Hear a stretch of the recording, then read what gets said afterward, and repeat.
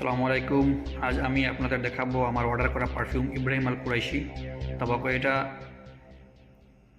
আজকে পার্সেলটা রিসিভ করেছি। যখন চলুন বক্সটা ওপেন করি। দেখতে পাচ্ছেন আমি বক্সটা ওপেন করতেছি। এটা কিন্তু প্রপার ক্লিন এবং প্রপার সিল দেওয়া ছিল। আমি ওপেন করেছি এটা।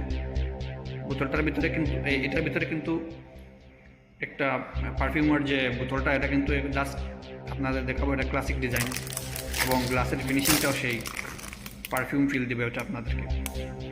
আমি এটা অলরেডি ওপেন করেছি, তো আপনাদের দেখাচ্ছি। এটা যে গন্ধটা আপনারা এটা স্মুথ রোজ আর তাবাকো এর একটা ক্লাসিক কম্বিনেশন আছে। এটা একদম স্ট্রং না, আবার হালকাও না। ডেইলি ইউজ বা স্পেশাল কোনো ইভেন্টের জন্য এটা খুব ভালো মানের। এটা কিন্তু যে কেউ ব্যবহার করতে পারে।